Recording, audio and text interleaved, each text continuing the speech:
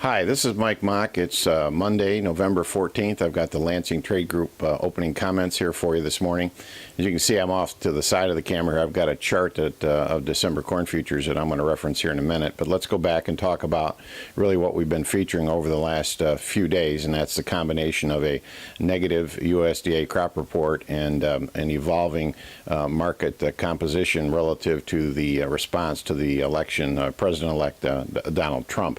And we've seen some clear patterns. It's always important to evaluate these kinds of shifts and where managed money is putting their dollars to work. And it's pretty clear that the equity market likes Mr. Trump's discussion about infrastructure spending, about cutting taxes, about backing off on regulation. So the equity market clearly a winner here. On the flip side, the bond market breaking very, very hard. We've seen well over $1 trillion lost in bonds that have moved to equities. So interest rates are going up, and the 10-year note is at another recent high. We haven't seen rates this high in almost a year, and again, we think the Fed will join the party here and raise rates in December and probably a couple, 3 times in 2017. Now, on the flip side, we don't see energies responding. Crude oil back down to $43. Precious metals, gold and silver, have struggled, since the initial response to the election. And the grain complex also struggling. So that brings the point, the chart I've got here for you. This is the December 16 corn futures, and since making the low in August down around 312, 313, the corn market rallied almost all the way to $3.60. And in that time frame, you can see we had this nice uptrending channel.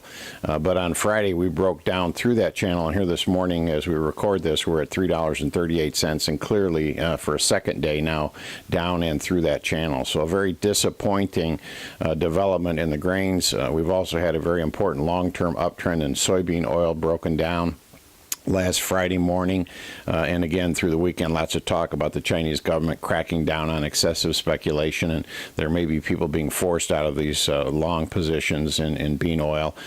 So the combination of the response to the election, the negative WASDE report, this change in Chinese investment potential has all impacted the markets, and we're now getting bad technical trades in corn, beans, and knocking on the door doing the same thing in wheat. So the U.S. grower has to make some adjustments here. As we've been mentioning, we think that when the prices break, you tend to get a little bit better basis opportunity, and when we see strong basis is when we want to move cash.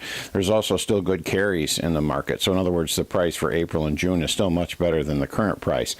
So there's nothing wrong if you can get a good deferred bid in the cash market to get that locked in. And then if you want to play the upside rather than with unpriced bushels in the bin, look at attaching an upside call feature. Our favorites here this morning are something like the 370 March, 370 May, 370 or 380 July, and play the potential South American weather problem or U.S. spring weather problem with a call feature rather than with unpriced bushels in the bin. But again, the real story here is now that we've settled down about almost a week after the election, nearly that long post-report, you can see that the grains are not responding in the same positive manner as things like equities, and that forces us to make an adjustment in our plans. That's all I got for you now.